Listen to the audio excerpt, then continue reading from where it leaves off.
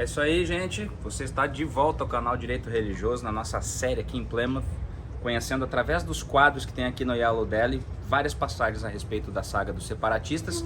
E hoje o Sr. vai nos mostrar sobre esse aqui especificamente. Vamos entender qual é a lição que tem atrás dele.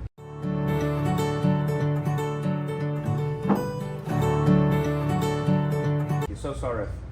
what's this picture about here? What's this painting about here? This picture was one of the high points of the friendly relations between the Wampanoag Indians and the settlers of Plymouth. It had begun with Samoset, who walked into their village speaking simple English, who helped arrange a treaty of peace with the great sachem, Massasoit. And then afterwards, he was followed by another Indian who spoke English even better, Squanto, who taught them how to farm in New England.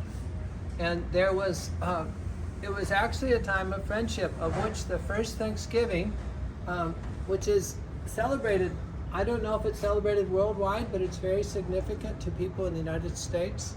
And it's a significant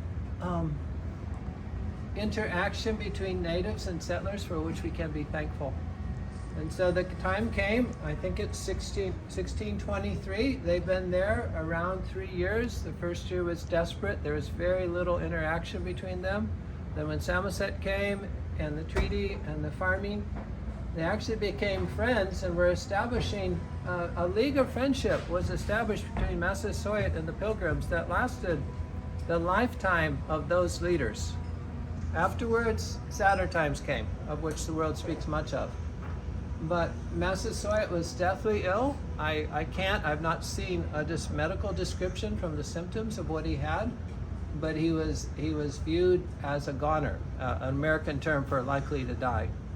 And so Governor William Bradford sent his good friend Edward Winslow, who didn't feel so medically knowledgeable, but evidently common sense was widely distributed then, and he had a fairly good idea about what to do to help him.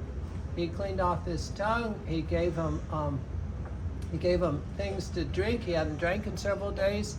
He gave him sweet fluids that he got down his throat. Later on, he was actually able to make like a broth for him, which he actually ate too much of and almost killed himself again. But after he rested, he got better. And what happened is Massasoit came out of his coma-like state where he's barely conscious, and he realized what a friend the Englishmen were to him. What a friend these few white men were in Plymouth to him. And he made a vow that never again will I fail to trust or keep my word with the Englishmen. And for the course of his life, he kept that word. And William Bradford and his men under him kept their word. Later on, after Roger Williams came, there was a very sad instance where one of these Indians was slain by a group of renegade Englishmen, and they were actually brought to trial and executed. The Englishmen were executed for the murder of an Indian. And it's one of those little stories of history that reveals the hearts of both people to really live by their understanding of justice with law and government. The Indians had law and government. We don't recognize it so much from our Western tradition, but they had clear governors, they had a clear social order, and those who were wise, like Roger Williams, who we haven't started talking about so much yet, but even William Bradford respected that. These peoples at this time needed each other, and somehow that need created bonds of peace. So this is not talking about what came later, but when a people need each other, they're very likely to be at peace with one another.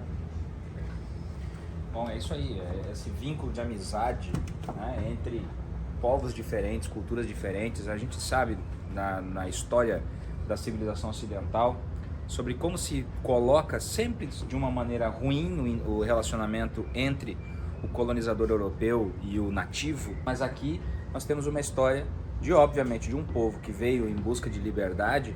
Não teria que ser diferente de ter um bom relacionamento com os nativos, e criou-se então assim também condições de ajuda mútua para que essa vida da colônia de Plymouth, que veio a ser os Estados Unidos, nas décadas seguintes, dos séculos seguintes, bases foram lançadas aqui.